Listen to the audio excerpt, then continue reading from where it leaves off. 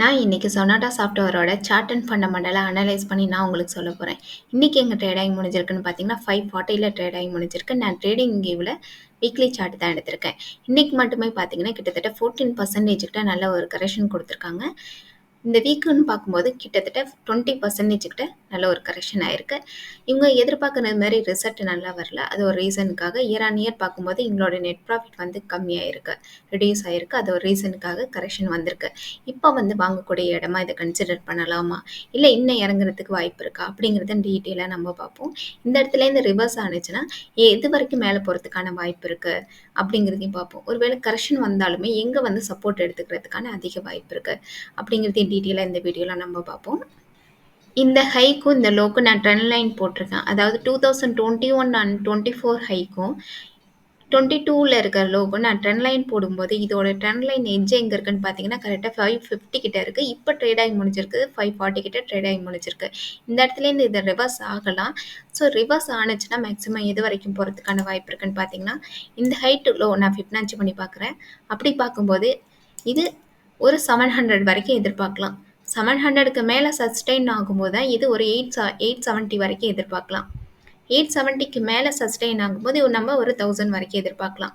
ஆனால் இப்போ வந்து இந்த ட்ரெண்ட் லைனே இது பிரேக் பண்ணிட்டு கீழே வர்றது மாதிரி தான் சிக்னல் கொடுக்குது. ஸோ இந்த வீக் வந்து வெயிட் பண்ணி பார்ப்போம். ரிவர்ஸ் ஆகி மேலே வந்து முடியணும். அதாவது ஒரு 550க்கு மேலே வந்து முடிஞ்சிச்சுன்னா இது ரிவர்ஸ் ஆகிறதுக்கான வாய்ப்பு இருக்கும். இல்லை இது கண்டினியூ ஆனுச்சுன்னா 530 அந்த ஸ்டேஜில் வந்து இந்த வீக் முடிஞ்சிச்சுன்னா இது கண்டினியூவாக கரெக்ஷன் ஆகிறதுக்கான வாய்ப்பாக இருக்கும். இந்த ட்ரெண்டில் நல்லா பிரேக் பண்ணி கீழே வந்து இந்த வீக் முடிஞ்சிச்சுன்னா கரெக்ஷன் கண்டினியூ ஆக போகுதுன்னு அர்த்தம். அப்போ வந்து மேக்ஸிமம் இது வரைக்கும் வரும். எங்கே வந்து ரிவர்ஸ் ஆகிறதுக்கு வாய்ப்பு இருக்குது அப்படின்னு சொல்லிட்டு நம்ம பார்ப்போம். நான் வந்து 2020ல் இருக்க லோகும் 2024ல் இருக்க ஹைக்கும் நான் ஃபிப்னாச்சி பண்ணி பார்க்கும்போது அடுத்ததான் எங்கே சப்போர்ட் எடுத்துக்கிறதுக்கான வாய்ப்பு இருக்குன்னு பார்த்தீங்கன்னா 460ல் சப்போர்ட் எடுத்துக்கலாம். அதாவது 50% கரெக்ஷன் ஆகிடுச்சுன்னா ரிகவர் ஆகும். ஸோ 460ல் சப்போர்ட் எடுத்துக்கலாம். அதுவும் இல்லாமல் பார்த்தீங்கன்னா இந்த இடத்துல 100 டிஎம்ஏ இருக்குது. ஸோ இந்த ரேஞ்சுக்குள்ளாரே சப்போர்ட் எடுத்துக்கிறதுக்கான அதிக வாய்ப்பு இருக்குது. அதாவது 475 to 460 இந்த ரேஞ்சுக்குள்ளார சப்போர்ட் எடுத்துக்கலாம். இப்போ பார்த்தீங்கன்னா வீக்லி ஆர்எஸ்ஐ 31 கிட்ட இருக்குது. 40யை பிரேக் பண்ணி வீக்லி ஆர்எஸ்ஐ கீழே வந்தாவே பியரிஷ்க்கான சிம்டம்ஸ்னு சொல்லுவோம். இப்போ வந்து 31ல் இருக்கிறதுனால இப்போ கரெக்ஷனில் தான் இருக்குது. எப்போ வந்து ஓவர் சோல்ட் ஆகும்னு பார்த்தீங்கன்னா ஒரு 25 அந்த இடத்துல வந்து வீக்லி ஆர்எஸ்ஐ வந்துச்சுன்னா ஓவர் சோல்ட் ஆயிரும். ஸோ ரிவர்ஸ் ஆகிறதுக்கான அதிக வாய்ப்பாக இருக்கும்.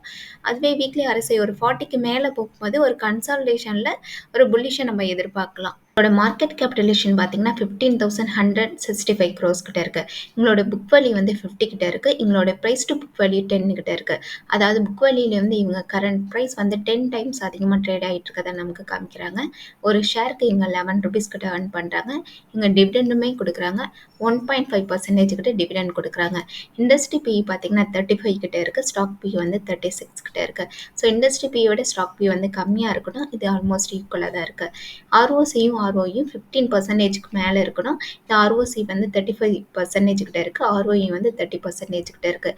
ஸோ ஆர்ஓசியும் ஆர்ஓயும் ரொம்பவே நல்லா இருக்குது. எங்களோட ப்ரொமோட்டர் ஹோல்டிங் பார்த்தீங்கன்னா 28% கிட்ட இருக்குது. எஃப்ஐ வந்து 13% கிட்ட ஹோல்டிங்கில் இருக்காங்க.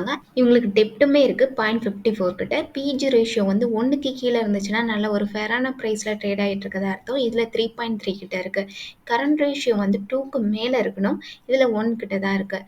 லாஸ்ட் 3 இயர்ஸில் இவங்களோட சேல்ஸ் க்ரோத் வந்து கிட்டத்தட்ட 26% கிட்ட நல்ல ஒரு சேல்ஸ் க்ரோத் காமிச்சிருக்காங்க. ப்ராஃபிட்டுமே பார்த்தீங்கன்னா லாஸ்ட் 3 இயர்ஸில் 19% கிட்ட நல்ல ஒரு ப்ராஃபிட் காமிச்சிருக்காங்க.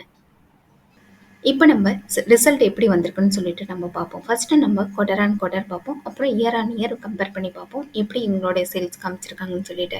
இப்போ பார்த்தீங்கன்னா மார்ச் 2024ல் இவங்களுடைய சேல்ஸ் வந்து அரௌண்ட் 2200 crores கிட்ட காமிச்சிருக்காங்க. அதுவே டிசம்பர் 2023ல் இவங்களுடைய சேல்ஸ் வந்து 2500 crores கிட்ட காமிச்சிருக்காங்க. ஸோ டிசம்பரோட மார்ச் கம்பேர் பண்ணும்போது இவங்களுடைய சேல்ஸ் வந்து ரெடியூஸ் ஆகிருக்கு. ஆப்ரேட்டிங் ப்ராஃபிட்னு பார்க்கும்போது மார்ச் 2024ல் 145 crores கிட்ட காமிச்சிருக்காங்க. டிசம்பரில் வந்து 200 crores கிட்ட காமிச்சிருக்காங்க. ஸோ ஆப்ரேட்டிங் ப்ராஃபிட்டுமே டிசம்பரோட மார்ச் கம்பேர் பண்ணும்போது ரெடியூஸ் ஆகிருக்கு. மார்ச் 2024ல் இவங்களோட நெட் ப்ராஃபிட் வந்து 110 க்ரோஸ் கிட்ட காமிச்சிருக்காங்க. அதுவே டிசம்பரில் வந்து நெகட்டிவ்ல காமிச்சிருக்காங்க. ரீசன் வந்து அதர் இன்கம் வந்து நெகட்டிவ்ல காமிச்சிருக்காங்க டிசம்பர் மந்த்து.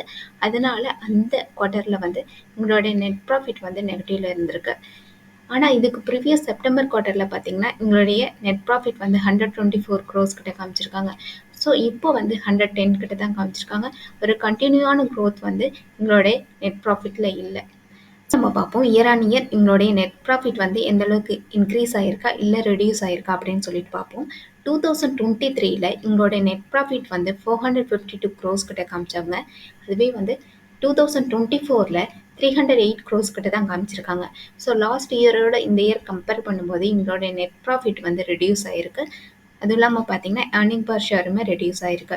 லாஸ்ட் இயர் வந்து 16 ருபீஸ் கிட்ட எங்களோட ஏர்னிங் பர் ஷேர் இருந்திருக்கு. இப்போ வந்து 11 ருபீஸ் கிட்ட தான் இருந்திருக்கு.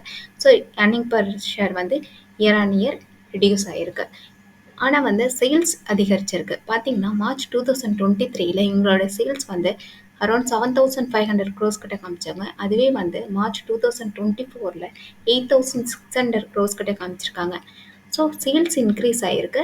ஆப்ரேட்டிங் ப்ராஃபிட்டுமே இன்க்ரீஸ் ஆகிருக்கு. பார்த்தீங்கன்னா மார்ச் 2023ல் 600 க்ரோஸ் கிட்ட காமிச்சவங்க 24ல் வந்து 727 க்ரோஸ் கிட்ட காமிச்சிருக்காங்க. ஆனால் வந்து அதர் இன்கம் வந்து நெகட்டிவ் ஆனதுனால எங்களுடைய ப்ராஃபிட் பிஃபோர் டேக்ஸ் வந்து ரெடியூஸ் ஆகிருக்கு. அதுவும் இல்லாமல் பார்த்தீங்கன்னா எங்களுடைய டேக்ஸுமே லாஸ்ட் இயரோட இந்த இயர் வந்து அதிகரிச்சிருக்கு. லாஸ்ட் இயர் வந்து 24% கிட்ட தான் எங்களுடைய டேக்ஸ் இருந்திருக்கு. இப்போ வந்து 33% கிட்ட இருக்குது. அதனால தான் எங்களுடைய நெட் ப்ராஃபிட் வந்து ரெடியூஸ் ஆகிருக்கு. உங்களுக்கு இந்த வீடியோ பிடிச்சிருந்துச்சுன்னா லைக் பண்ணுங்கள், சப்ஸ்கிரைப் பண்ணுங்கள். இந்த வீடியோ பார்த்தீங்கன்னா எஜுகேஷன் பர்பஸ்க்காக தான்.